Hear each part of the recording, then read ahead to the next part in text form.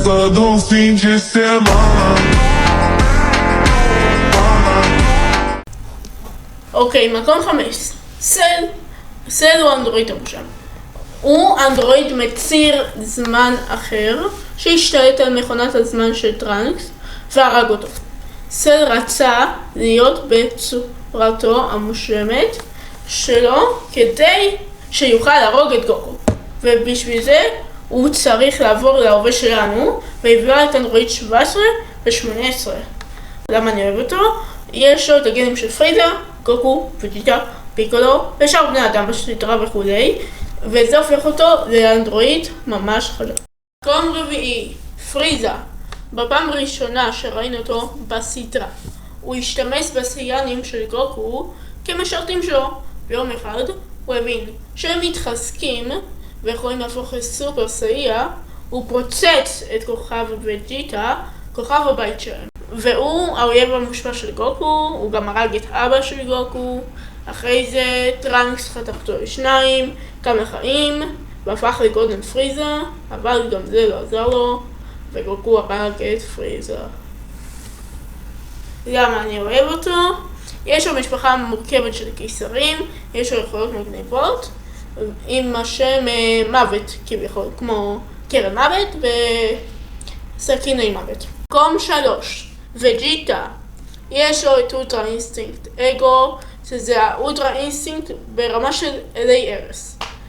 זו ההתפתחות הכי חזקה שלו. יש לו מתקפות של גליגן, פיינל פלאש, ביג בנג אטאק. אני אוהב אותו כי הוא שבמצב ה-UIE, האולטרה אינסטינקט אגו, ככה הוא חזק בטירוף. מקום שני, סון גוקו, הידוע בשמו הסייני קקרוטו, הוא הדמות הראשית בסדרה של דרגון בול. ביום שהוא נולד, פריזה הרג את האחים שלו ואת המשפחה שלו, חוץ מרדיץ שלא היה בכוכב וג'יטה, יחד עם וג'יטה ונאפה.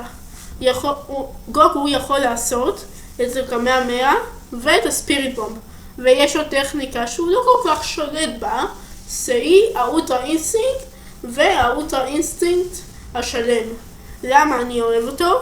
הוא הדמות הכי שחצנית והוא ריזר. הוא אוהב להילחם בדמויות חזקות ממנו לכיף שלו. מקום ראשון, זמאסו או גוקו בלק. הוא בעצם רשע שמנסה להשמיד את כל היצורים החיים. הוא בעצם גוקו בלק שנסע בזמן להביא עוד זמאסו מסיר זמן אחר. הם שונאים בני תמותה ובני אדם בגלל שהם מתעסקים בזמן, ודעתו האישית אסור לבני אדם להתעסק בזמן אלא רק לאלים. זמאסו וגוקו בלק התמזגו לזמאסו הממוזג.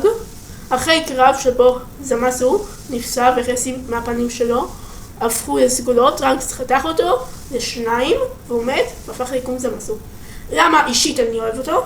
אני אוהב אותו את כל הרגעים בהם הוא מופיע בסדרה, וגם המוזיקה שמלווה אותו, וגם שאחרי שהוא מת הוא הופך ליקום זמאסו. אם אהבתם את הסרטון תשאירו לייק, סאב או פעמון, ונתראה בסרטון הבא. אז יאללה ביי!